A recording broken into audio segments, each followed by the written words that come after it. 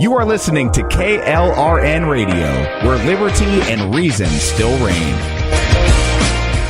Hi, I'm Jay Farner, CEO of Quicken Loans, America's largest mortgage lender. Spring will be here soon, so if buying a new home is on your to-do list, right now is the time to call Quicken Loans. Learn about which mortgage options make sense for you and get a jump on your competition. With our exclusive Rate Shield approval, the low rate you lock today is protected for up to 90 days while you shop for your new home. With a Rate Shield approval, if rates go up, your low rate stays locked. But if rates go down, you get that new, even lower rate. Either way, you win. Talk to us today at 800-QUICKEN or go to rocketmortgage.com to take advantage. Here's another great reason to work with us. For a record 9 years in a row, J.D. Power has ranked Quicken Loans highest in the nation in customer satisfaction for primary mortgage origination. Again, to lock in today's low mortgage interest rate and get the security of our exclusive Rate Shield approval, call us today at 800-QUICKEN or go to rocketmortgage.com. For J.D. Power award information, visit jdpower.com. Rate Shield approval only valid on certain 30-year fixed-rate loans. Call for cost information and conditions. Equal housing lender. License in all 50 states. NMLS number 3030.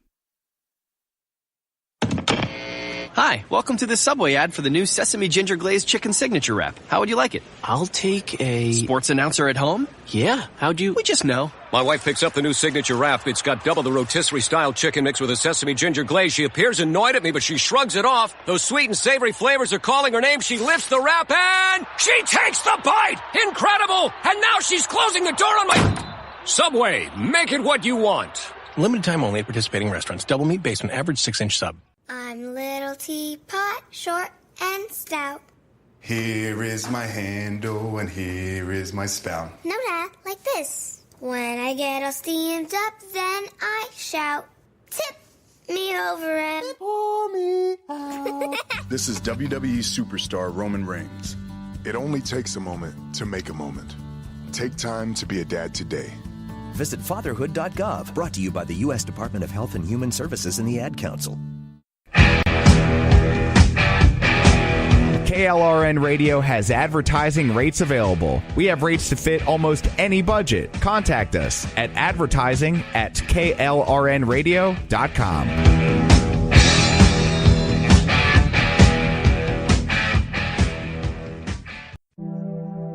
There's a place out where the fake news is muffled, past the point where politicians get silent, where facts don't care about your feelings, where PC is DOA. This is that place. Welcome to the last stop on the right.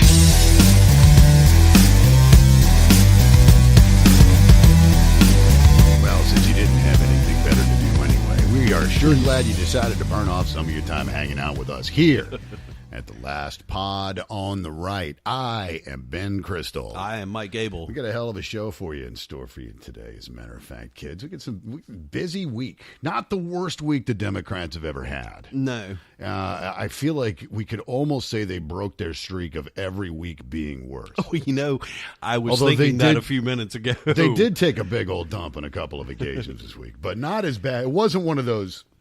like, dear God in heaven, I can't watch this happen type of thing. Right. Last week was like a train wreck. You're being forced to watch these people just set themselves on fire. Right. So that is obviously going to be a topic. Specifically, we've got some stuff about them and their quixotic quest. Quixotic quest, yes. Want to remind everybody, of course, that you are welcome to come find us on the web at laststopontheright.com. Throughout social media, we are available. Yes, we are. I'm on Twitter at Bennett Truth. That's 2 E's, 2 N's, and 3 T's. They're still not all in a row. We also have a Facebook group dedicated to our little site. The Last Stop on the Right Facebook page is available to you if you're on Facebook. For those of you who remain on Facebook, I'm falling off of Facebook slowly. It's just not my bag, man. I mean, I know you're all about if you want to find Mikey through social media, he does not have a Twitter account. However, if you can find him through our Facebook page because he's on there. Mm-hmm. Be like, oh, there's Mikey. Be like, okay, it's Mike Abel, and you go find him, and that way you can catch up on all the, I don't know, cat memes and obscure driving and crying songs. Your page is memes and deep cuts. That's your thing. You're right. It is. Be like, look, it's that meme that I've seen, and there it is again. And, shut up. And a song nobody has ever heard from Driving and Crying. There you go. That's Mikey's Facebook page. Shall we move along? We can move along. We want to mention to all of you to throw some big ups to our friends of KLRN Radio. Absolutely. The podcast network extraordinaire. They've got some great programs on there. Go to their Spreaker account. Right. And all their stuff is there. They got some really good people on there, and then also us. Still, our purpose is near as I can tell, because they're keeping us on at KLRN. So my guess is that Rick keeps us there so that people like Orty and the Foo and Grouchy and all the America Off the Rails, so those guys can have a sense of that things could be worse. Things could be worse. You guys have a bad show at America Off the Rails or Foo Bar or whatever, and go, well, yeah, okay, it wasn't your best effort, but it could be worse. You could be these clowns. And then play them us and be like, oh, we're back there going, hold my beer. Hold my beer. What this, man? Speaking of beer. Speaking of. We should pod beer, do dude. Let's do some pod beer. I can do that. One of the things, we're going to give you a chance to go and avail yourselves of a brew. Although I expect. I was supposed to say again. If you're listening to this right now, you're probably already half in the bag. But go grab yourself your favorite beverage. And in 3, 2, 1. There we go. Pod beer. Did you almost lose to dude, you can turn in your man card. Shut up. I didn't almost lose. You're like, I'm having a hard time with my beer here. I don't want to mess up my nails. Thank you. Okay, just kidding. Now you have to turn in your man card. Just kidding. No, you don't. You don't have to try and get out of it. It's fine. Just all right, here leave it by the door. Leave it by the door. Finally got you drinking a man beer, but you know. Yes, I am. Well, you were drinking a pony a minute ago. This is not, by the way, just because you're listening and thinking, hey, they're having a pod beer. These are not our first beers of the day. No. Since we are not on commercial radio, we can drink beer, so we do that. Mikey, you had a Miller High Life Pony. I did. Those are, you know why I keep those in the fridge? Because when you're grilling, a pony equals one side of the steak. That's exactly right. And when it's blazing hot outside, it really doesn't get a chance to get warm. It's just perfect. Social media has been weird this week. I know I'm abruptly changing gears here, but well, since we mentioned the social media ways you can connect to us, right? I had a tweet go viral this week that surprised me, as I didn't really think it was just a one-off little joke, right? And there's this doctor of psychology. By the way, that's not actually a doctor. It's like I'm the doctor of love. Okay, now anyway. That's not creepy. Sorry. Keep your ass on that end of the. Stay the hell, dude. Why you got to make it weird like that? Sorry. I mean, that's like my bad. Hey, kids, later when you see that van go by with no windows, I'm sure it's not Mikey. Candy and puppies. Free candy inside. Hey, kids, do you like puppies? I got one in here. Stranger dating. For the children in the audience, or for the adults in the audience who have children, just remember, when you see Mikey, always think stranger danger. I had made some correct. There's this chick on social media. One of the I'm calling her Dr. Bluecheck. I can't remember her name. She's a famous, it's probably not worth it, psychologist. But to me, all these woke liberals are, to me, they're interchangeable because they all sound and act exactly the same. Right. They're like, oh, I have a name, mister. And it's like, yeah, but you know what? You and the idiot in the matching pussy hat right next to you, I'm not going to differentiate between the two of you because you're not. There's no point. Right. One of you speaks, it might just as likely be the other one. You think the same damn thing. But right. She decided she was going to share with the world that trans women are women, even when it comes to sports, especially, in her opinion, when it comes to sports. And I made a crack about it. I guess I was trolling. But it's one of those things where I'm like, there's no way I cannot say something. No. So I made a crack. I said, yeah, it's all fun and good, because she's all about, in the world of sports. And this came up because there's been an increasing number of things, of these stories coming out where you've got so-called transgender women. And I'm like, yeah, that's a dude who's calling himself a girl. That's right. Showing up at women's sporting events and dominating. We talked about 2 weeks ago the kids in Connecticut who broke the records in the sprints. Right. But they're not girls. Nope. There's the one in MMA that even Joe Rogan, who is very obviously closely associated with MMA, has a huge podcast in addition to that. He's like, nah, it's a dude. And it's become a thing. So this woman with a Y, I guess, she decided it was important that people know that trans women are women, even in the world of sports. No. And so I said, it's all fun and games until Tiger Woods puts on a dress and destroys the LPGA. People went bananas. I need a lot of support, but the trolls have found it. Oh, I'm sure. And I'm like, wow, so this is what it's like to be like actually famous on Twitter, because your phone never stops buzzing. Right. I mean, 100,000 people have now looked at this thing and had something to share about it or whatever, and the trolls are after me. You can say whatever you want, kids. Here's the deal. And I can say something obvious like Tiger Woods in a dress would dominate the LPGA. Of course he would. A dude who's middle rung on one of the mini tours would dominate the LPGA. Right. Just like any guy that is competitive in tennis would dominate the women's tennis. Just like, I mean, you think whatever sport it is, and it doesn't matter. If both men and women compete in it, you compare the guys who are middle of the pack with the men, and they would dominate the women. And it doesn't have to be... we talked about MMA a minute ago, but it doesn't have to be golf. It doesn't have to be tennis. It could be anything. I mean, you pick it. Pick a sport in which they both track and field. The fastest women of all time would get trounced by guys who were pretty damn fast. Right. I mean, it's just the nature of it's biology. It's exactly. These guys talk about science all the time. Oh, you're anti-science if you don't believe in this, and you're anti-science if you don't believe in that. I'm like, you're anti-science if you think that Venus Williams, for example, could compete on the Men's Tennis Association Tour or whatever the hell that league is called. Right. You're anti-science if you think whoever won the Women's U.S. Open last year could have made the cut in any PGA Tour event. Right. Okay? That's anti-science. If you think that a dude who says he's a girl is a girl, you're anti-science. I've tried to explain it to a couple people. I finally came up with this. I said it doesn't even have to be about what level of guy could dominate women's competition. If you want a better example of it, take the absolute best woman in whatever sport it is and put her into, if it's one that both men and women compete in, take the best woman there is in whatever sport and put her in the men's league, like the WNBA. You take the greatest player in the WNBA and you put her in the NBA, and if she ever got on the floor, it would be as a lark. Right. Okay? Right. Women's golf. Annika Sorenstam, possibly the greatest women's golfer of all time. She did get into a men's tournament. They invited her to play in the Colonial like 15 years ago. Right. It was a sponsor's exemption. I had no issue with it. No. At the time, I'm like, hey, it's a sponsor. They can invite whoever the hell they want. They want to put Zippy the Pinhead out there in your clown shoes playing with plastic golf clubs. It's fine. It's their tournament. Right. So they were like, no, we're going to get it. We're going to do it. Was a marketing ploy, obviously. And we're going to get Annika Sorenstam. We're going to put her out here. She didn't make the cut. Nope.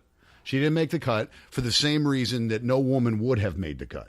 They're not strong enough to play the men's courses, which are longer. Right. Okay? Just like if you put boys in the girls' sprinting events, they have and you see these dudes now, they have women's wrestling, not just the girls in the pro wrestling. They have actual, like, girls' high school wrestling now. Right. And I can't remember what state it is, but there's some kid that's just dominating, and it's a boy. and it's, oh, he's transgender. He's not. He's not. He is a boy. I don't care if he's using... I mean, if he's taping his junk or whatever. That's exactly right. He's using duct tape to hold his thing up under that. Alone would keep me out of the transgender ranks, doubt. I'm not. Listen, I don't judge. I'm not one of these guys. I in no way. If you want to say, you're a girl and you want to dress up like a girl and act like a girl and tell people you're a girl and say your name is, I don't know, instead of Bob, it's Roberta or whatever. Right. Fine. I don't care. I really don't. I don't either. I have no. As a true conservative, and I feel like here at the Last Pod on the right, we have demonstrated that we are true conservatives in that we think that it doesn't matter what you do as long as it isn't going to cause me problems. Right. I don't care what you want to call yourself. But that would keep me out of the transgendered ranks right there. Because if you have to apply tape to your junk, there's going to be a moment at some point during the day that's going to have to come off. And when that happens, I don't want to be anywhere near it because I don't know about the rest of you guys. Women, you're not going to understand this, but trust me, I tell you, the idea of applying adhesive materials to your plumbing, no thanks.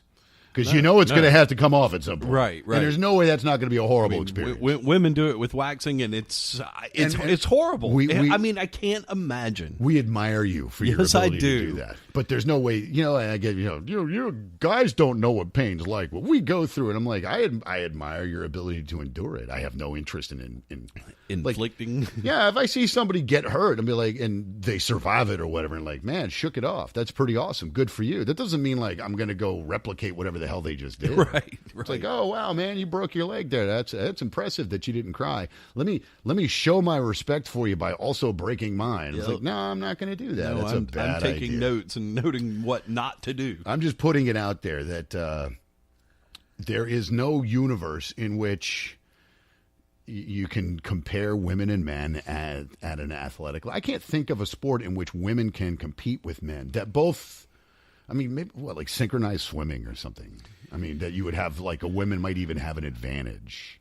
Yeah, it's just athletic endeavors require stamina, strength, and speed, and that is something that men are always going to have an advantage because we're built that way. I mean, even it may be gymnastics. I mean, because some of those dudes can do some pretty impressive stuff. Some of that stuff, but they also have different events, though. Right. It's not the same, right? Because they know that there's things the women can't do, right? Like when they do the rings.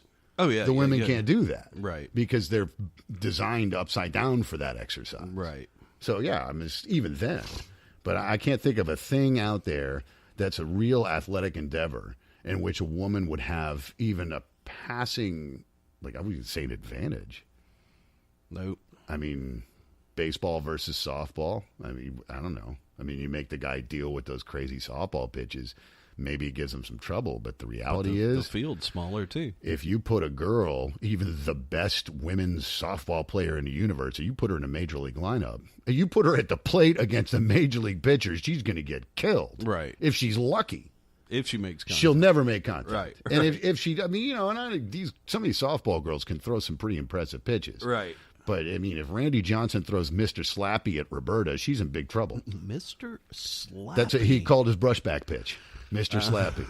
6'10" 98 mile an hour throwing. Dude, you messed in the head. That's where you went? Sorry. That's where you went. Anyway. I'm a baseball guy. I like baseball. I've having a baseball renaissance this summer. Mostly because there isn't any football on. I was gonna say, I have seen you watch a lot of baseball. I've been watching a lot of baseball. And we're going to get into this in a little while. Another baseball story. You saw it happen at Wrigley Field. Oh, God, yes. Yeah, so we're gonna discuss that.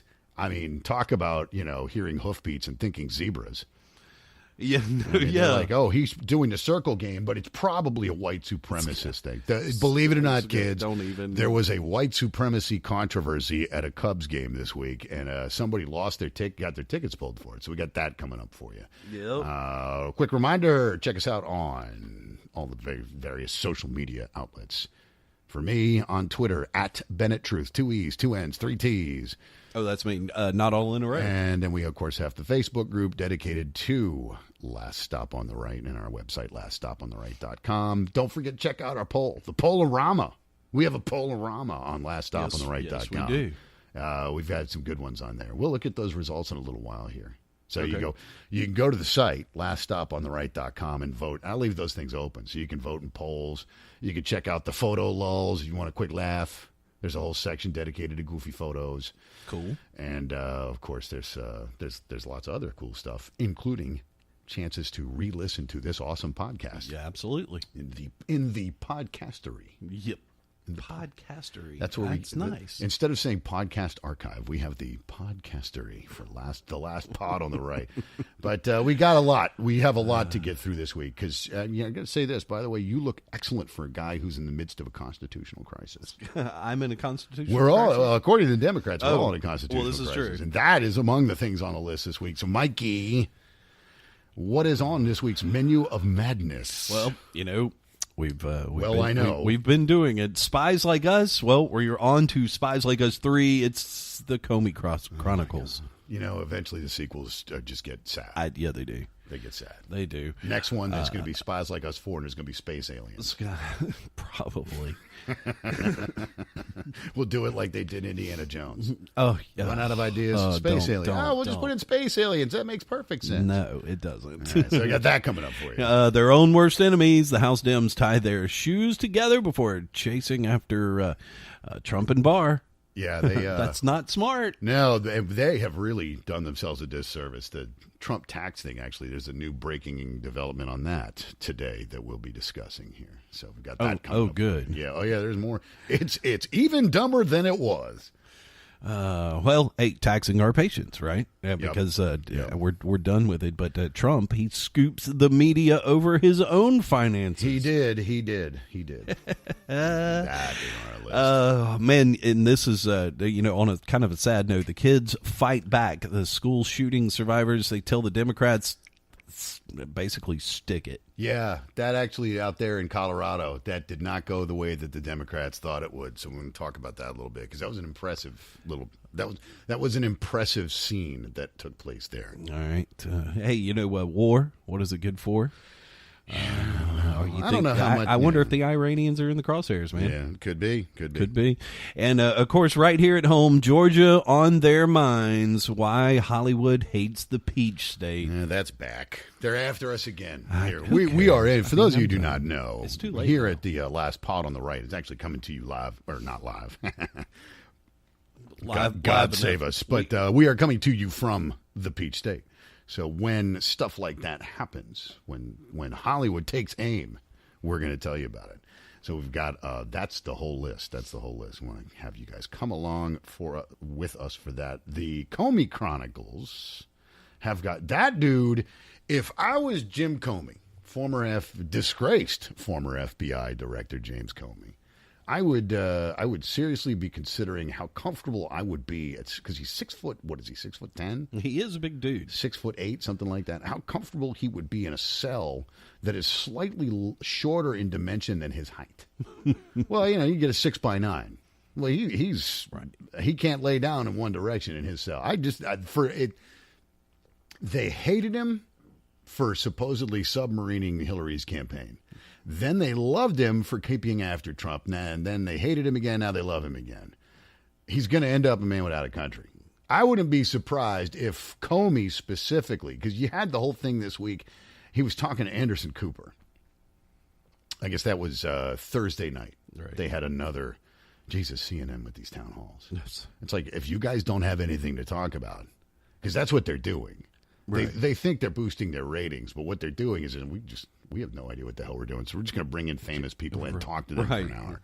So he's on there with Anderson Cooper, and he actually comes out with, it's pretty standard procedure to put it's, first of all, not supposed to say it's spying. When they put an inside guy in one of the campaigns to report back to them, that's not spying. I'm like, the hell it's not. Don't parse words with us, Jim. Right. I mean, the Democrats do that because that's how they can keep most of their narratives alive. Right. Say, well, that's not really what that means. What it means is X instead of Y.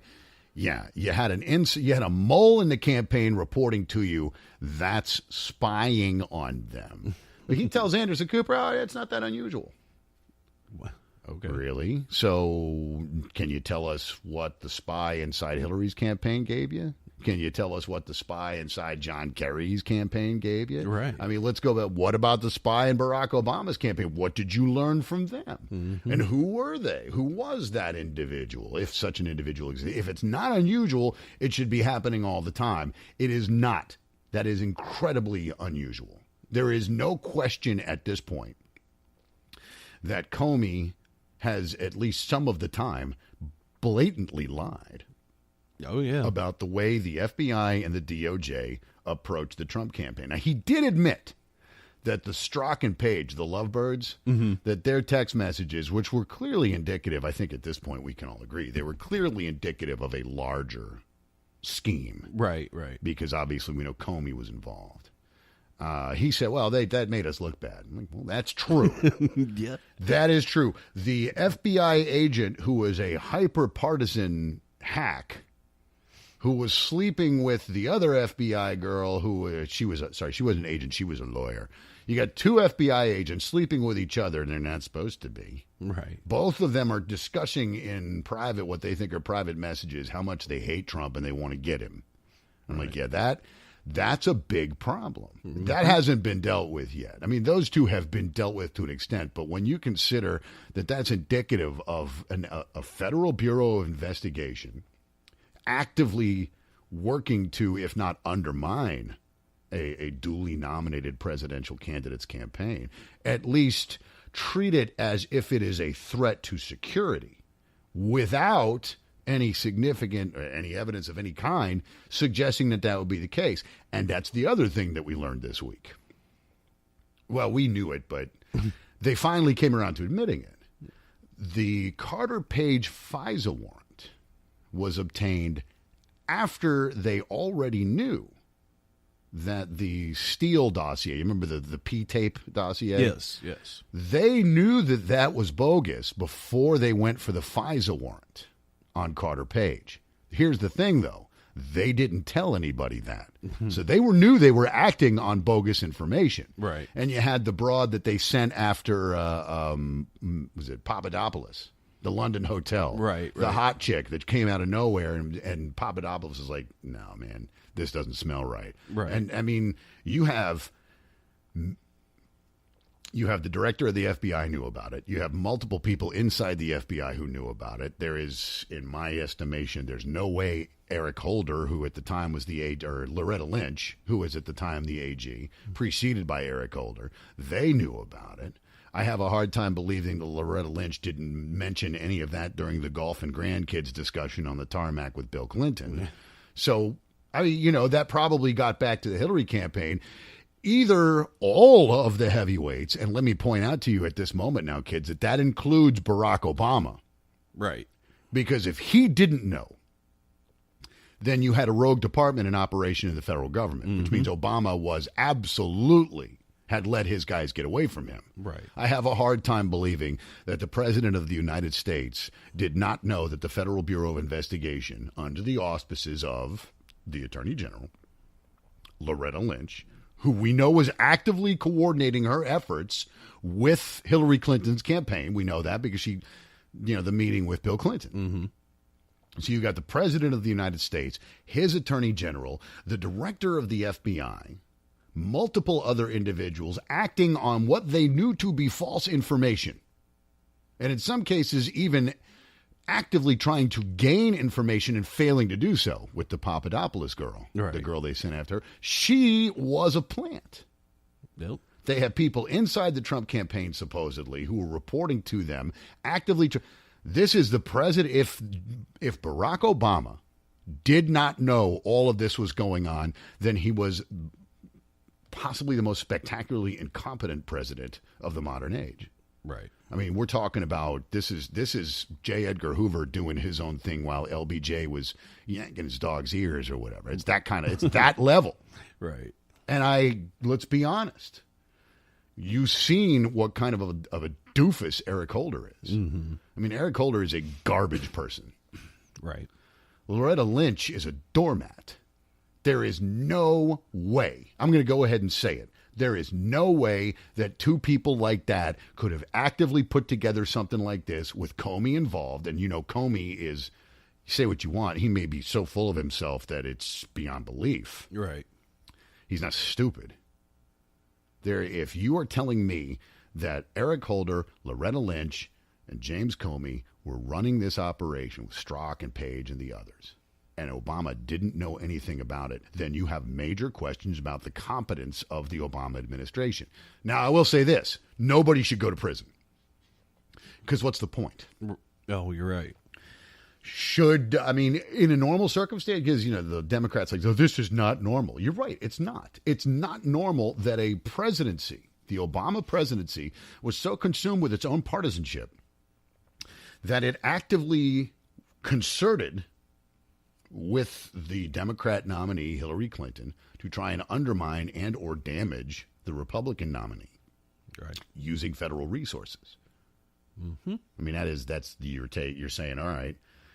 The alternative, of course, is that Obama didn't know anything, which means that he was just, the guy would have been the most obtuse guy ever in the White House. Right. You have all this stuff going on underneath you. You don't know about it? I have a hard time believing that. Me too. They tell me that Barack Obama is the smartest guy that's ever been in the White House. The Democrats are fond. This guy was a game changer in terms of intellect. If that's the case, then he illegally was a part of a conspiracy on behalf of Hillary Clinton. And if it's not the case, then everything they told us about him, forget about the rest of these guys. Everything they told us about him was wrong. Right. But I will say this. I don't think anybody should go to prison. Because I don't think why waste the time and do the we money? Really? I mean, it would be funny to see Hillary Clinton get perp walked out of her office. I would get a kick out of that. I would. Because, it's just, with the cankles and the pantsuit, she'd make it look awkward and weird, and she'd probably do one of those, she'd fall down or whatever. I'd like to see Eric Holder. Take sniper fire. Imaginary sniper fire. She'd be like ducking bullets that aren't flying through the air. Like, what the hell is she doing? She thinks she's being shot at. We like to let her pretend. I wouldn't mind seeing Eric Holder get frog marched into the back of a police cruiser. I would enjoy that because that guy is one of the biggest scumbags in government history. Eric Holder, by the way, and we're going to talk more about him in a minute, is one of the biggest scumbags that has ever served in the federal government. And I'm comfortable saying that. And there have been some bad people in the government. Yes, there has.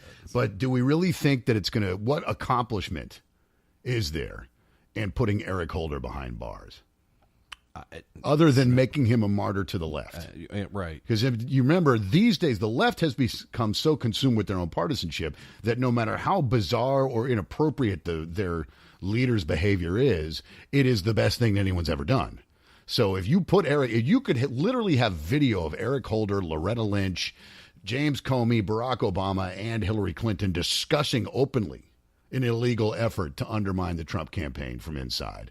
And they would still say it was okay. So you're going to make a martyr out of them. Right. Let them go, man. Hillary Clinton's finished. She may not be willing to admit it yet. Right. But she's done. Eric Holder will never be Attorney General of anything again in his life. Nope. Barack Obama can't be president again. Nope. So, fine. I'm perfectly comfortable. Excoriate them, make examples of them, make sure that people know who they really were and are. Right. These are some of the worst people that have ever been up there. But go through the hassle and the hype of a criminal trial. I don't know if I would consider that a valuable expenditure of resource. Nope. We do have some other stuff going on. Yes, we do.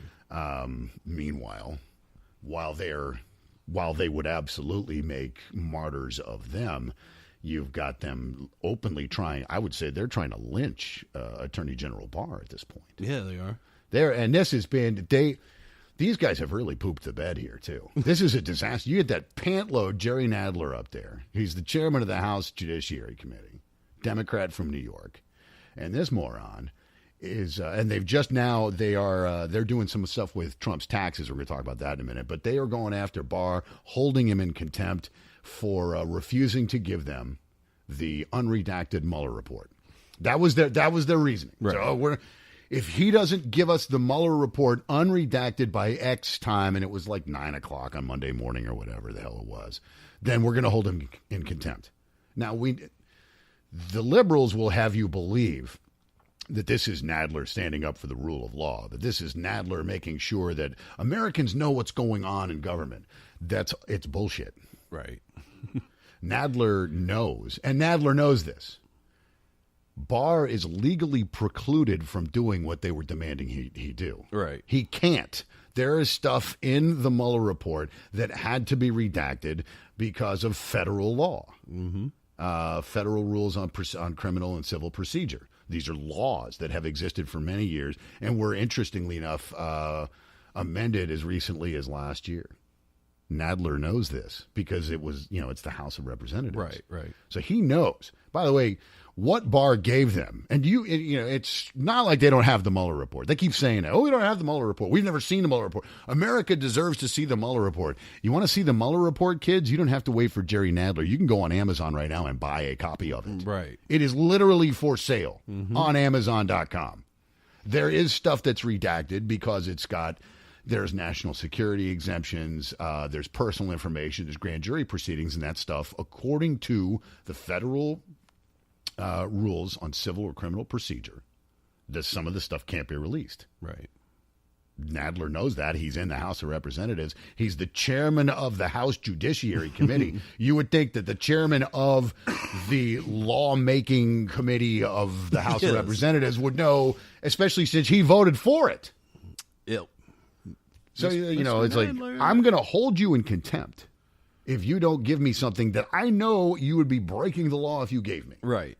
So they put Barr, or they think they put Barr in God's little acre. And of course, the media is out there hyping the crap out of this, and everybody knows it's bogus. There's nothing you can do with this. Maybe like, oh well, Barr needs to be held in contempt because he's not giving us the Mueller report. And be like, he can't give you what you want. No, he's not allowed to. And you voted for the rule that makes it so he can't do that. No one will tell you this. You're hearing it here on the last pod.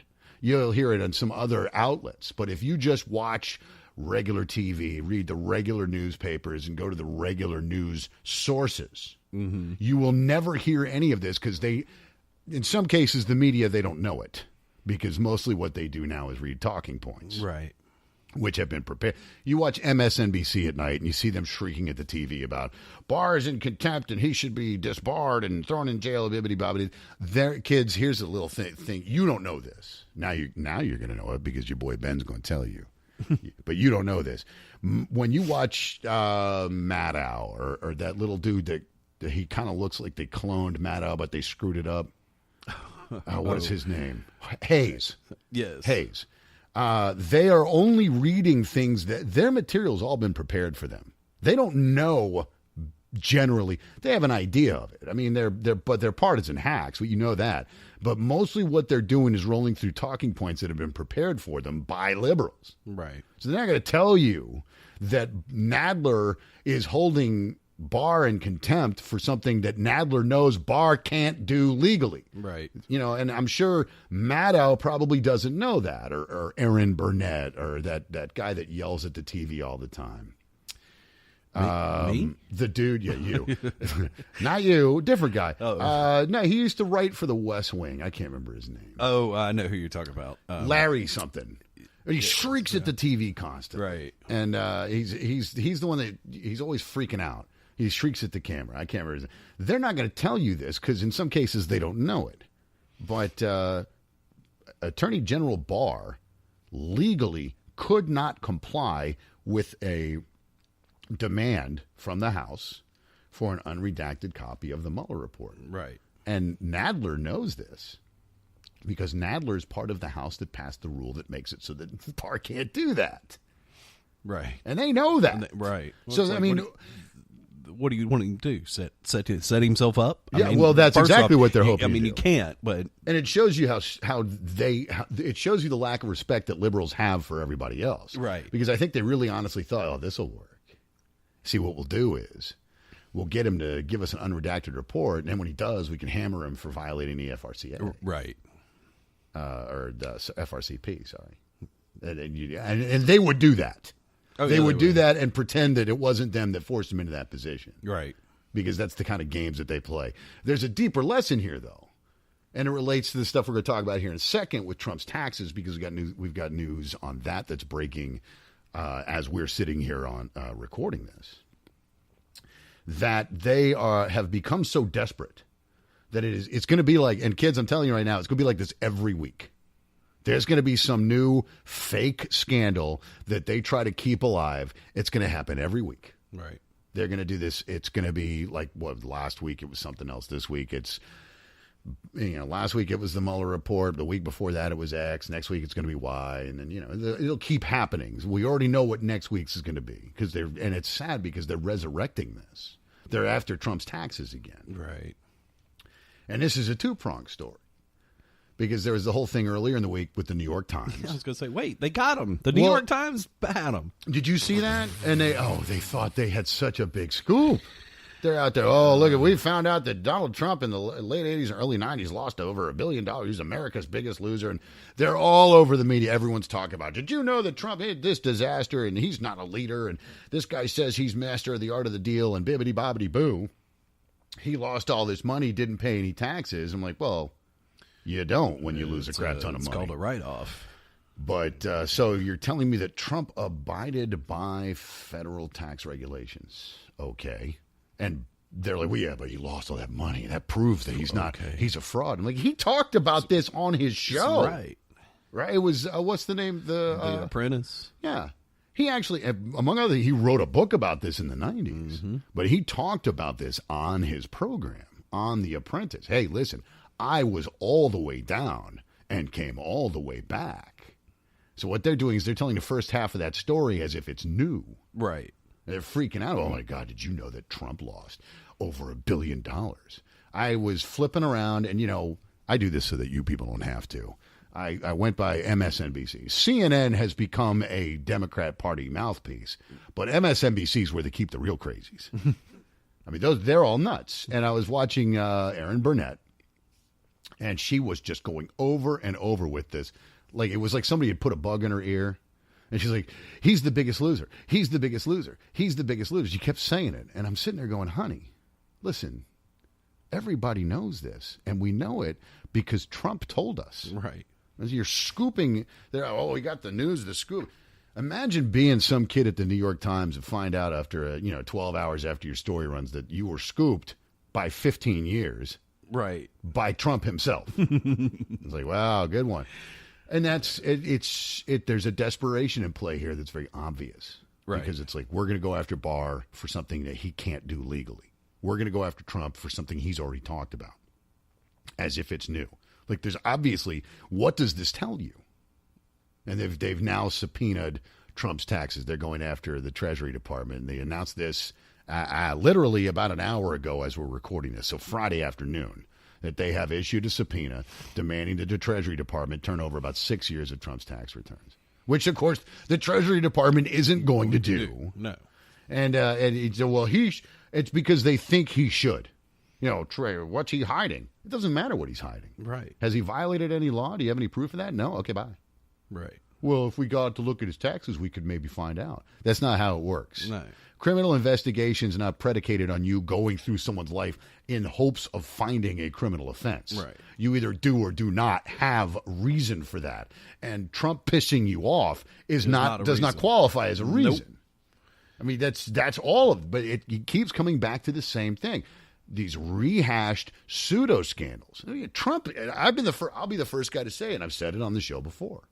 Trump's an asshole. Oh, yeah. I mean, he is. You're right. I like to call him the Batman president. He may not be the one we need, but he's the one we deserve. But, he's from a performance standpoint. And if you ask the average American, number one thing that you worry about when it comes to presidential elections, what's your issue? What's the number one thing they always come up with? The economy. Yep. It's always the economy. The Democrats used to understand that. Bill Clinton won 2 elections because he said it's the economy stupid. And it was a catchy slogan, and he figured it out. Yep.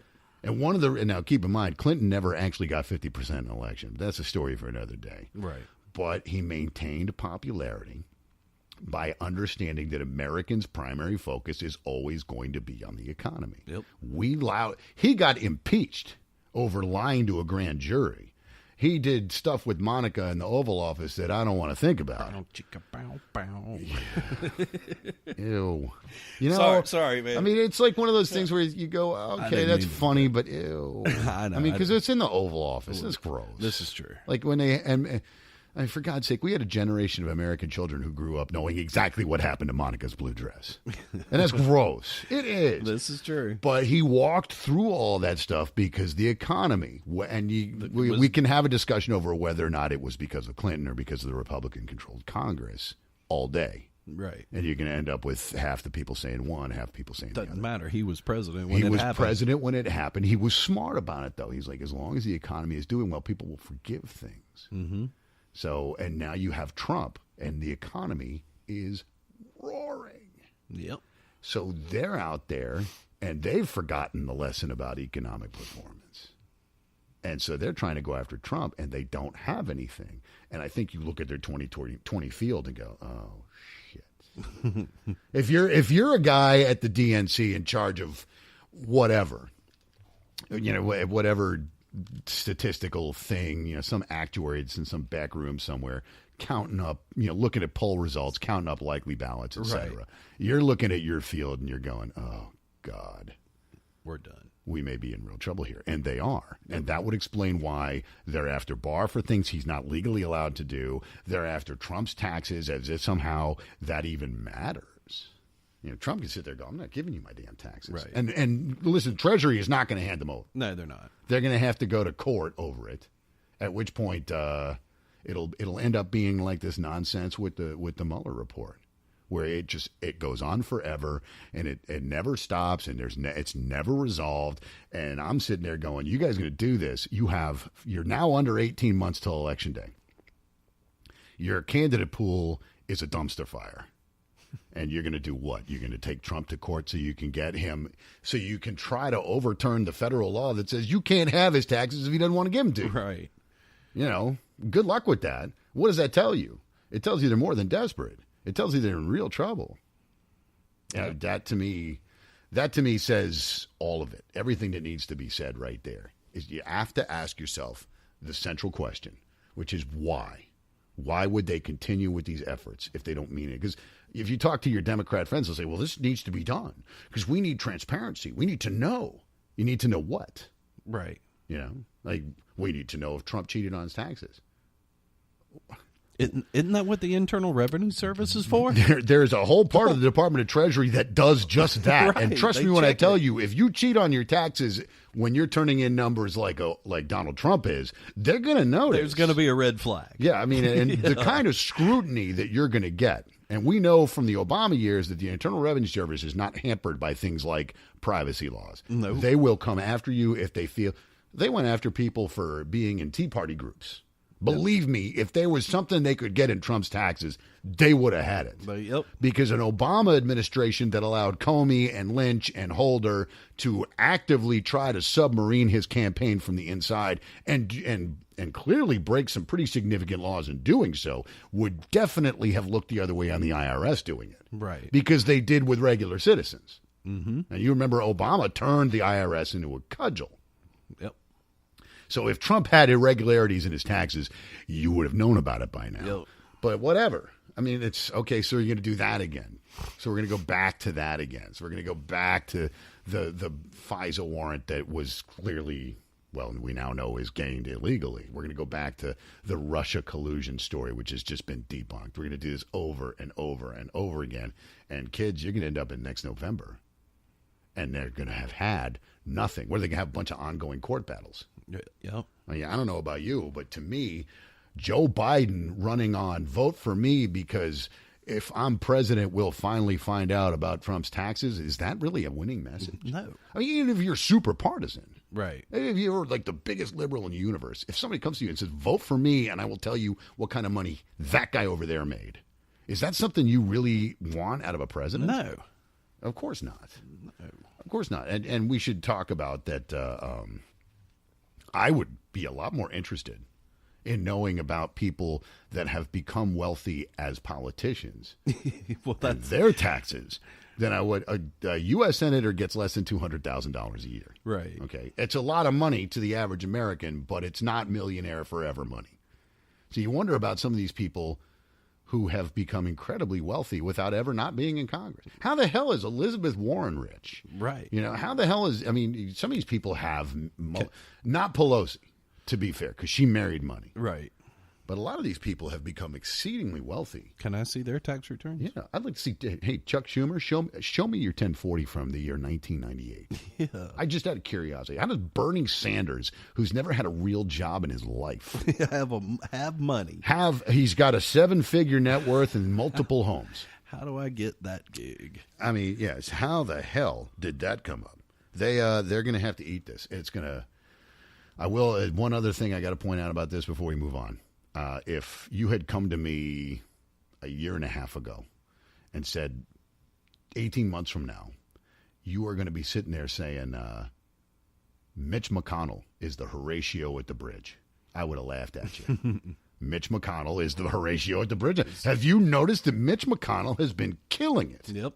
You know, and he took a lot of crap from conservatives for he's kind of a rhino. He never stood up to anybody in the Senate, even when he was, you know, he let Reid walk all over him, all that nonsense. Mitch McConnell, Homeboy is selling Cocaine Mitch T-shirts on his website now. Cocaine Mitch. I'm like, my man, all right? My man. We're going to pour some out for my boy Mitch right here. This is a pod beer sipping break. Yes, it is. I'm like, all right, Mitch McConnell turned out to be the toughest guy in the federal government. Yeah, what do you say this week? It's over. Well, he keeps saying that. And I will tell you not, again, or let it be. Right. Let them destroy themselves. Let them shoot themselves in the foot. Absolutely. I mean, they're going to fine by me. You guys want to keep going after this. Except they don't have guns, so. Yeah. Well, yeah, you can't. They wouldn't shoot themselves in the foot. They'd just hurl stern condemnations. You are a bad foot, you stupid foot. Ow. I hope you've learned, foot. But we're in the middle of a constitutional crisis that we're not actually having. You're right. Well, they're all about it this week. Nadler came out with that one, and of course the media. Oh, yeah, it's a constitutional crisis. He had Acosta, that buffoon from CNN. Right. Repeating it almost verbatim. And I'm sitting there going, guys, I hate to point this out to you, but you losing does not constitute a constitutional crisis.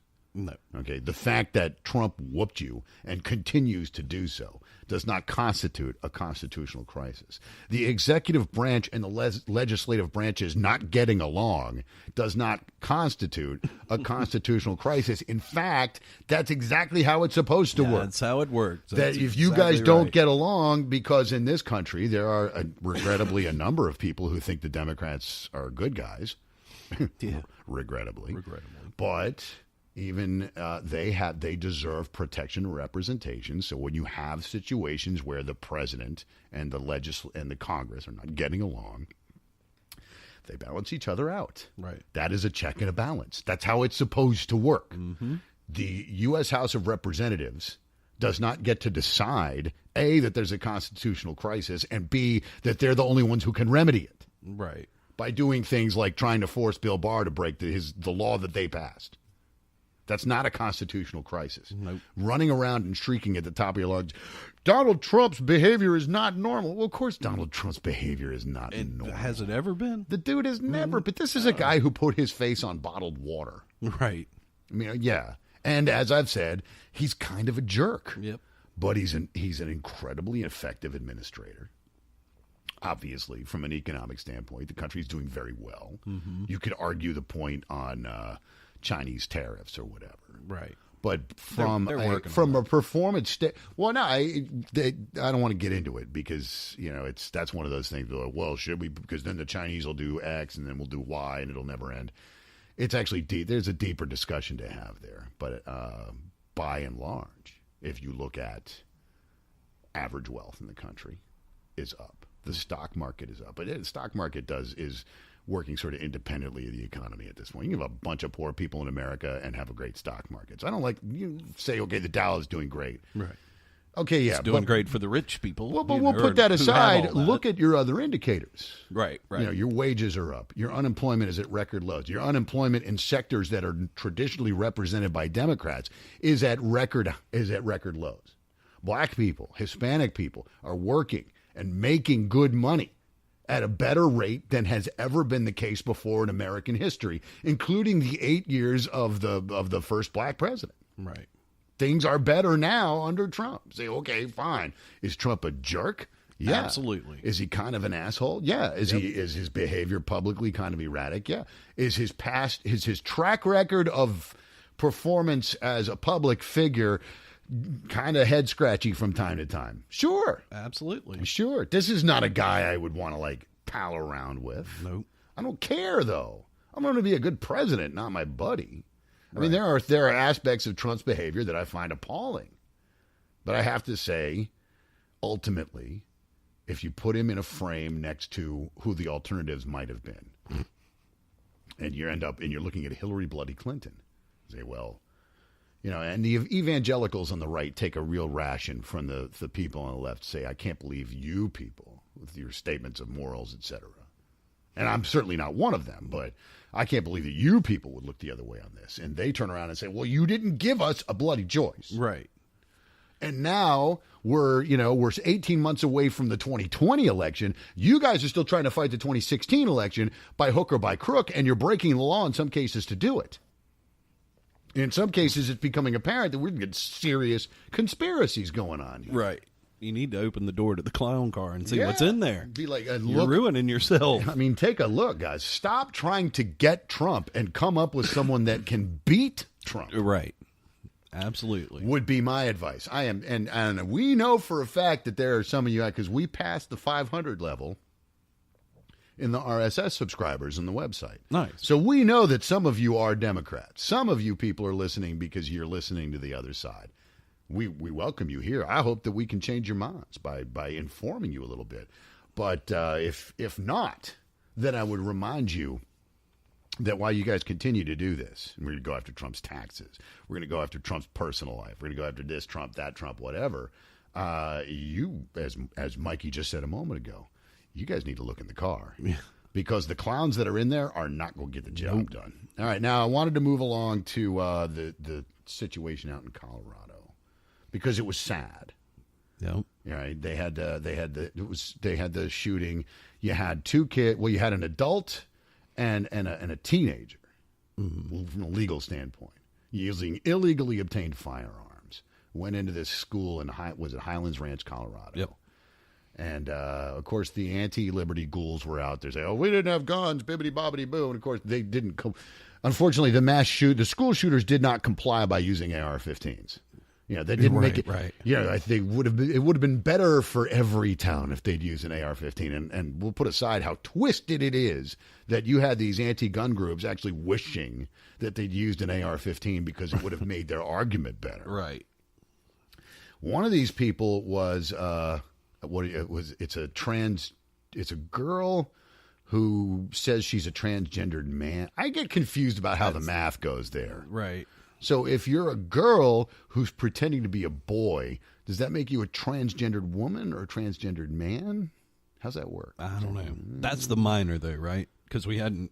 That's the minor. We don't know their name. Right. We hadn't. But these are deeply disturbed people. The kid or the older kid that was actually in court. He totally looked disturbed. Well, he's a nut. No, but the Democrats went out there, and you had the senator from Colorado, Michael Bennet. They actually tried to. They got one of the hate groups. I guess it was the Brady campaign. The Brady campaign is one of the three of the biggest anti-liberty hate groups, and when I say that, I mean it. Their only goal is the abrogation of the Second Amendment. If you have guns and think you have a right to have guns, then they hate you. Okay? Yep. They don't dislike you. They don't wish you would see things differently. They hate you, and they want the government to disarm you. Mm-hmm. Okay? That's all of these guys have the same goal. They hate you if you have guns, and they want you to be disarmed by hook or by crook. You got people in the Democrat Party's 2020 field who are openly running on that now. Right. Spartacus is running on that. Mm-hmm. Kamala has leaned toward it. And then you got that wingnut that has like negative 0% support. I can't. The kid from California, Swalwell. Yes. He wants the government to forcibly disarm you and put you in prison if you resist. Right. He's the one that actually threatened to nuke people. Yes, that's nuke boy Swalwell. They went out there to Colorado and they put together this. It was supposed to be a memorial service, and instead they turned it into an anti-gun rally. And they're up there hyping the crowd. And the kids got up and walked out. Yes, they did.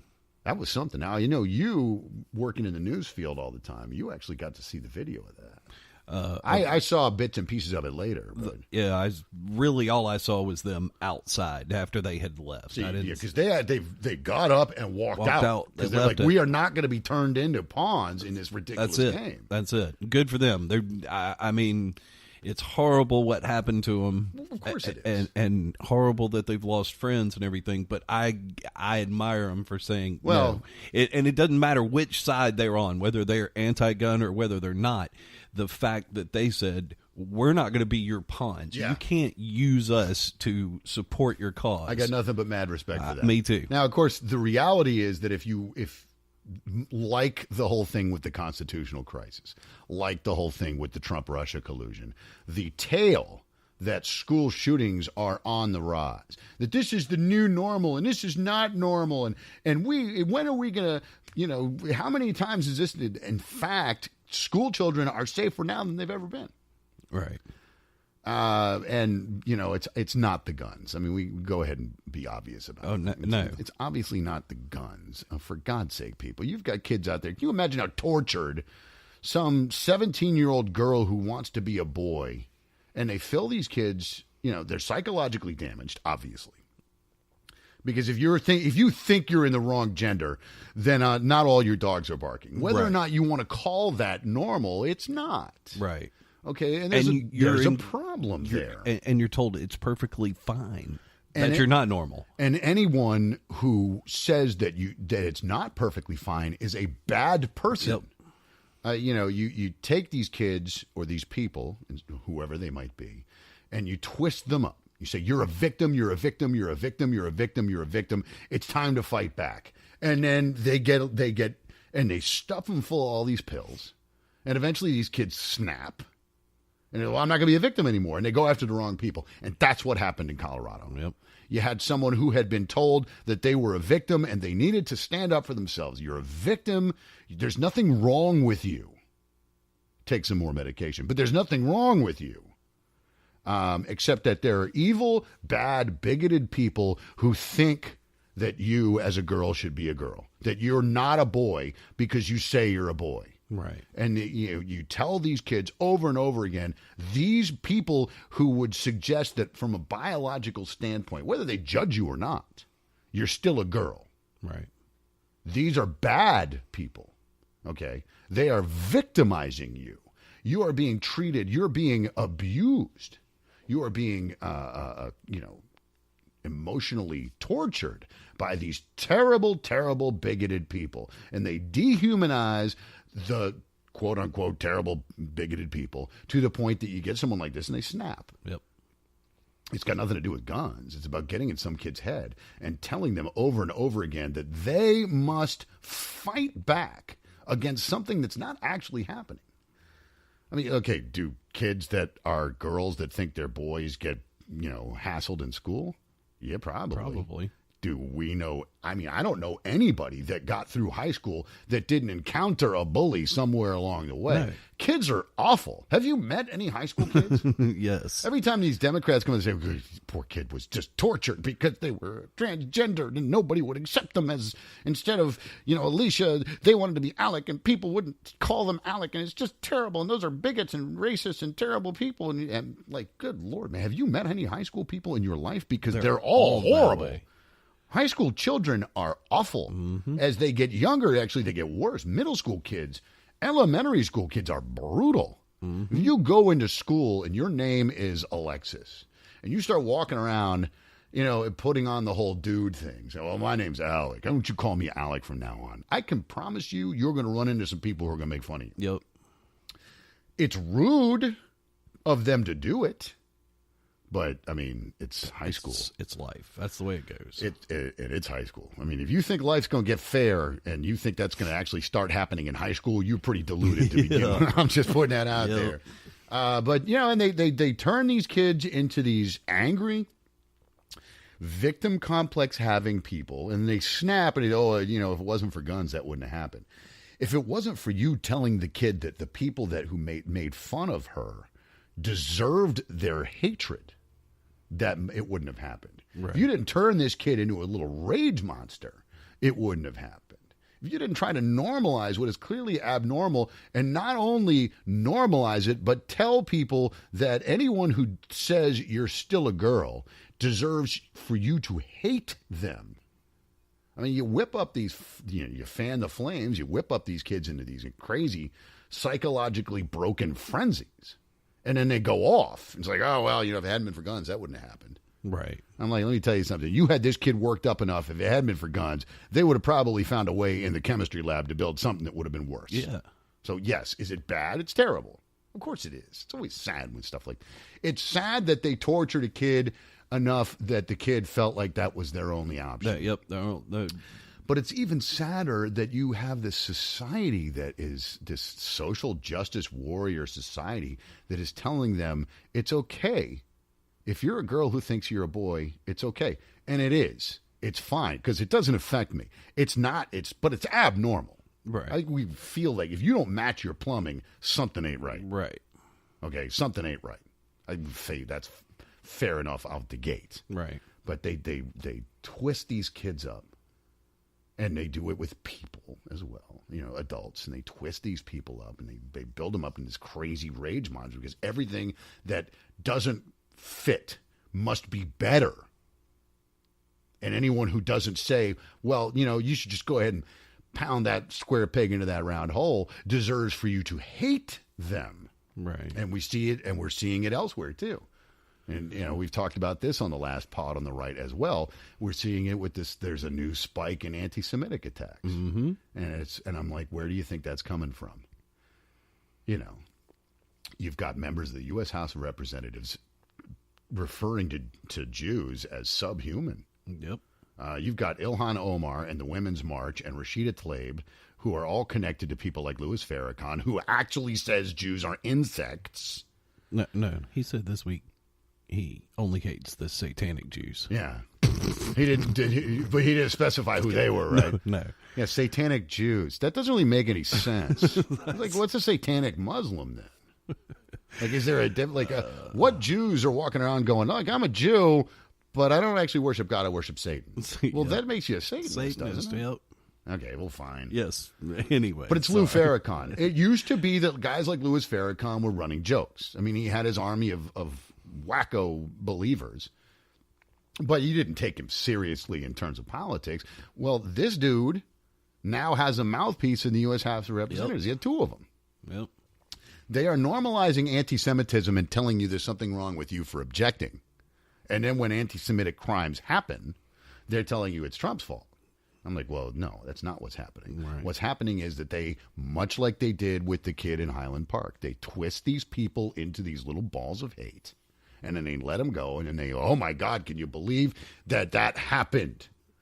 This wouldn't have happened if it wasn't for Trump. This is only happening in Trump's America. I'm like, no, it's you guys. Right. It's you guys. It's Ilhan Omar and hanging out with Tamika Mallory and the Women's March and Linda Sarsour. Right. And Louis Farrakhan and Rashida Tlaib and CARE. Okay? It's those guys. They say all of these things. Jews aren't even human. Right. Did you see that, was it in Baltimore, the school? They had the kids out there singing songs about chopping off Jews' heads. Chopping off Jews' heads. I was like, man, when I was in grade school, we were singing like John Jacob Jingleheimer Schmidt. His name is my name too. Now it's like John Jacob Jingleheimer Schmidt. We should chop off his head because he's a Jew. I mean, that's what they're doing now. It's. You think Jingleheimer Schmidt's actually a Jewish name? I wouldn't. I don't know. I don't know. Have I been secretly, without knowing it, singing a song about a Jew all these years? Oh dear God! But it's all of that stuff comes back to one thing. This is not about Trump, kids. This is not Trump's America that's creating this. It's because the liberals have absolutely lost their shit. Right. Because Hillary didn't win and they didn't have a plan. And they can't get over it. And they haven't gotten over it and they don't know what to do next. And nobody in their party is stepping up as someone who could actually be a uniting force. I mean, there could actually be somebody in the party who would be that. Yeah. But they're going. What Democrats? Well, still, but I mean, there Honestly. could be. But he could be back there going, hell to the no, I ain't getting out there. Seriously, though. I know. If you're you right. remember, You're right. Well, I'm going to point this out, though. The Democrat Party is no longer, they're not about democratic politics anymore. They're just we hate you and Trump. Right. They're like, if you're not with us, then we hate you. That's all the Democrat Party is. It's just a gigantic hate group. Mm-hmm. It's like, can you tell me anybody that is currently a member of a party that identifies itself solely by how much it hates everybody who's not in it? Who could possibly be a member of that group who could stand up and change their direction? No, Anybody right. that would be is long gone. Right. Be like, well, I'm not going to stick around for this. These guys are insane. Yep. I want to, before we do still have to do the rapid fire. Oh, yeah. I want to get to that before we get to that because we're here in Georgia. For the last pod on the right comes to you from a secret bunker somewhere in the Peach State. We have this woman here who ran for governor last time around and lost. Her name is Stacey Abrams. Most of you probably know who she is. She lost by a mid-sized Georgia town. I mean, it was 57,000 votes. Right, not much. It wasn't close. Right. I mean, 57,000 people. Right. I mean, that's half of Savannah. Okay. Right. That's a sizable number of human. There was no voter suppression. None of the charges that she's making are true, which is why she never provides any evidence. But she lost. And for a while, and she's still going around saying, I won. I mean, that's a new thing that they do now where among the games the Democrats now play is that they will take something that you're looking directly at and say, like, an apple. Be like, well, that's a banana. It looks like an apple. Nope, it's a banana. Banana. No, really, it's an apple. No, it's a banana, and you're racist if you don't agree. Right. And that's what they're doing with Stacey Abrams. Well, kids, Stacey Abrams isn't done with her political career, I guess. She's now hinting at a possible 2020 run for the White House. I saw that. I saw that. My only question is, will she have to resign from her position as imaginary governor? Oh, that is very true. I'm just asking. That is very true. You know, she she is just another final example that really the Democrats are just a bunch of sore damn losers. Well, she's ridiculous. Lose, right? They lose, and you got to fight about it. Well, I mean, she's now at a point now where she's just walking around. I mean, she has got them all saying, "I actually won. I actually am the governor." I'm like, "No, you really aren't. You're not." So she's going to piss off the people in her home state. That's why I personally think that's why she decided not to run for Senate. Mm-hmm. I don't think it had anything to do with, I'm looking at a potential 2020 presidential run. I think her people. They walk around saying Stacey won and she got cheated. Stacey won and she got cheated. I think they're looking at the state of Georgia going, she can't win. She can't win it. That's exactly right. People in the state, kids, you don't know this because you're not in Georgia. If you are, and a couple of you are, I know. People in Georgia no longer like her, but it's become an active dislike. Right. Yeah, it's like you're like this cartoon character. That might work in New York's 14th congressional district. You're not going to pull that off down here. Right. New York 14th congressional district, of course, being the home of the fabulous Chiquita Khrushchev. Yes. And she, we got stuff on her, and I know that you've been thinking about her this week. That you were planning to come at me for the rapid fire with something AOC-esque. I was. So, kids, what we're going to do right now here at the last pod on the right is, because we're getting close to the end of the show. Yes, we are. We are going to go ahead and we're going to do the rapid fire. Mikey's going to pick a topic. Generally, I have no idea what the hell it's going to be. Today, I'm pretty sure it's going to be AOC related. Yes, it is. I will go ahead and tell you. So he's going to tell you that he's going to tell me the category, and I'm going to have 60-ish seconds to just riff on it. Just come up with whatever I can off the top of my head based on what Mikey gives me. So, Mikey, while I hit the pod beer, why don't you tell me what our rapid fire topic is specifically? Before you take a sip, all right? Before I take a sip, because I'm going to say, we are going to jump on the AOC bandwagon. I'm going to have to take a sip now. Well, I didn't want you to have beer come out your nose. If I have to be on the bandwagon, God damn it, I'm going to be at least half in the bag for that. There's a new Netflix documentary on the rise of the communist cutie. It has spawned a new chapter for AOC. I think it premiered this week. Yep. Yeah, and they're all, isn't she amazing? Well, whatever. And guess what? There may be more on the way. There's more on the way. So, this week's subject for Rapid Fire, AOC movies. AOC a movie. Oh, boy. What's the one that they just came out with? Tear down the house, burn down the house, something. I don't remember what it is. They're acting like she's amazing. I'm like, she got fewer than 20% of the people in her district bothered to vote. Right. And she beat a doormat. Okay. Okay, so AOC a movie. AOC. So I got to take movies and make them AOC-esque. I think I can do that. I like that. I think I can do it. AOC-esque. Well, if you can go with the documentaries. Like, if you liked Planet Earth, you'll love Planet Derp. Ferris Bueller's Laid Off. Remember the Social Network? Well, now we got the Socialist Network. There's a hunt for Red November. Oh, wow. See how I did that there? Yes, I did. You remember 3 men and a baby? How about 3 women and an aborted fetus? Is that too much? That's a little strong. How about just Dependence Day? Remember 10 Things I Hate About You, that movie? It was like 15, 20 years ago. Yep. Yeah. Well, now we'll have AOC and her co-star Ilhan Omar in 10 Things I Hate About Jews. Oh, yes, that's true. How the West Was Lost, starring AOC. You have one of those old school 80s goofy comedies like Murder by Death panel. I worked that one pretty hard. Instead of Dead Poets Society, you could have the Dead Voters Society. Yes. You set that in Chicago.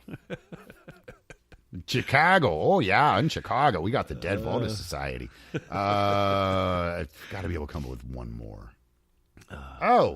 Well, because they're always talking about her. Like, they've even got a comic book about her now. I know. Where she's a superhero. Right. Well, you got to give her a superhero's got to have good superhero name. So I'm going to go with Blunder Woman. That's very good. Well, but she's out. Was it this week when she was like terrified of the disposal in her sink? Yes. She didn't. She was afraid of it. I'm like, oh God, Blunder Woman. See, Blunder Woman. Blunder Woman. We're gonna have to keep that one. One more though. I got one just because I thought of it. It's Sisterhood of the Traveling Pantsuits. Yes. Well, she dresses like Hillary Jr. now. She does. She like absolutely does. Like she looks like, every time I see her, I think she looks like Hillary Clinton. But like before the cankles. Pre-cankle. Pre-cankle Hillary Clinton. What do you got planned for the weekend, man? I don't know. Calling my mom. Yeah, I don't know. I'm going to probably watch a little baseball. I was thinking about what to make, food-wise this weekend. Mm-hmm. And I know the missus has been talking about wanting cornbread. And I'm like, am I the only guy down here? I hate cornbread. You're the only person in the South that why do like people love cornbread? What is it with cornbread? I don't know. I'm just saying. I don't. What is it with you guys? You guys love cornbread. We were raised on it. It's mealy and like you have to drink like a glass of milk with every bite. It's the northern southern thing. I mean, what do y'all eat up there? Like hominy or something like that? Not stuff that requires us to drink a gallon of water for every 2 ounces. We eat boiled peanuts, and most folks up north are like, bleh. I'm waiting for the. We've got the local baseball team. Now, for those of you who don't live in Savannah, or if you're not a baseball fan, they have the college summer leagues. Right. When I was a kid, we used to go to the Cape Cod League games all the time. Right. I saw Will Clark play baseball. There you go. As a college student. I mean, guys like that. Barry Bonds was in that league. Yeah. They have one in the Southeast. Same kind of thing. It's a wooden bat summer league for college players. Yep. And Savannah has a team. They're the Savannah Bananas. Yep. And it's not the greatest baseball in the world, but it's good baseball. It's and good the guys baseball. that run this franchise locally. The marketing they have done is He tremendous. is a genius. Yep. The guys that run the marketing for this little college, they're sold out halfway through the season already. Yeah. I mean they haven't started yet. Yep. Every game is a sellout. And it's hard to get tickets for these games. Which is awesome. They used to have a minor league. They've had a long minor league tradition in Savannah. People in Savannah don't get hyped about much. No. It's hard. They basically they pulled the franchise because nobody was going to Nobody went. The only game I ever went to, I was one of about 100 people that were there. I mean, it got pretty bad. But now they have these guys in it, and I'm thinking, man, it's so nice. Because, I still get romantic about baseball or whatever. And they've done a great job marketing, and they haven't done anything like add politics to it. Right. Which you can't say. And for those of you who've been paying attention at all to sports this week, we all saw what happened at Wrigley Field. That was unbelievable. So for the background, if you haven't paid attention, if you don't know, I think it was Tuesday night, Wrigley Field. They had one of the reporters was on camera doing a post-game stand-up, I think. It might have been during the game. It was during the game. He's from the, he's the reporter that's in the dugout. Okay, he was down like by the first base line somewhere. So there were fans visible behind the guy. Right. And some guy in the stands. Right behind him. Right behind him. Keep in mind, homeboy obviously spent some money on those because it's not cheap to sit that close to the field at Wrigley. Right. Did the thumb and forefinger thing. It's the circle game. Right. And he got all his buddies at home or whatever. They threw him out. The Cubs investigated, found out who he was, threw him out, and barred him from the field. He can't go back. Right. Because the social justice warriors are saying that this kid was doing a white supremacist symbol on air. Because they're saying now that if you make the okay with your thumb and forefinger, according to the left, that is now a white supremacist thing. And I'm telling you, man, it's just like the constitutional crisis. It's just like the Trump lied on his taxes. They invent this stuff out of thin air. And they repeat it long enough that it becomes true. I don't know that much about white supremacists. I mean, do you really want to hang out with those? No, not Have usually. you seen these guys? Do you really want to hang out with them? Okay it's just it's either it's the okay or it's the circle game. If you honestly think that somebody doing a thumb and forefinger on camera behind a guy on a Cubs broadcast is actually flashing white supremacist signs and not playing the circle game with his buddies. He's calling his friends at home. He's going, like, ha, dude, watch this. Did you see it? Now I get to punch you in the shoulder because you looked. Yep. That's the whole thing. You hold up the thumb and the forefinger, and if they look, you get to punch them in the shoulder. It's got to be below the waist there. We've been doing this guys have been playing that game since I was a kid. Yeah. But the libs, in continuing, because if they say it, then it must be true, and if they repeat it, it has to be true. Right. They literally thrown this kid out of. This guy is not allowed to go to Cubs games anymore. Yep. Because he's been liberals banned from Wrigley have convinced themselves that there is some secret white supremacist. So it turns out, by the way, that that's a hoax. It started on those goofy message boards, the 4chan guys. They actually they said, let's make up something and tell people it's a white supremacist thing. Right. Because liberals will believe it. And it was a gag.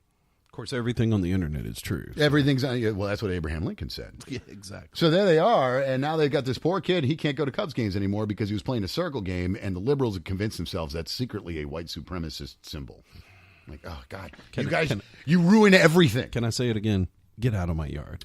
Liberals ruin everything. Right. They ruin everything. So, this poor bastard, he can't go to the games anymore. Oh, you totally just got me. I got you. You totally just got me while we were talking about it. We're not on camera right now. Thank goodness. He totally just got me. Go ahead and just give me a smack. He totally just got me on camera. And see, and no white supremacy was committed in the getting of me right there. But that's all that is. Well, God, you guys ruin everything. But if you'll notice, I'm going to wrap up with this thought. Because it's the same thing as the constitutional crisis. It's the same thing as the white supremacy that's taking over the Republican Party or whatever. It's the same thing as the Trump with his taxes. It's the same thing as the Russian collusion.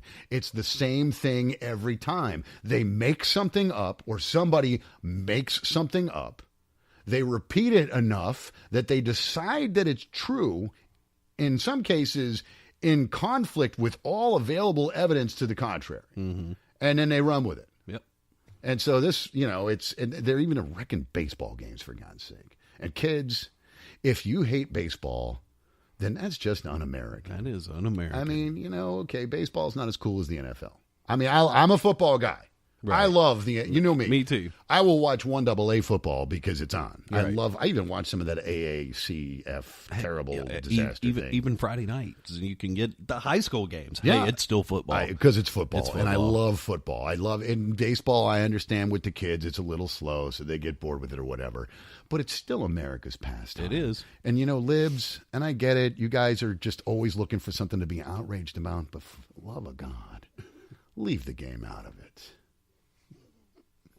Get out of my yard. Get the hell off of my field. Get off my field. Get the hell off of my field. My friends, we had a great week this week. I know we ran long, but we're going to start running longer because KLRN says we're allowed to. Well, and I'm like, well, how did that happen? I think it's mostly at this point they're going, well, maybe if we let them run long enough, they'll hang themselves. We won't have to worry about it anymore. Or just they're consuming time. Those of you who visit us through the site, laststopontheright.com, we were glad to have you here. If you found us through social media, I'm on Twitter at Bennett Truth, 2 E's, 2 N's, 3 T's. Not all in a row. We're both on Facebook. You can find us through the Facebook page dedicated to The Last Stop on the Right.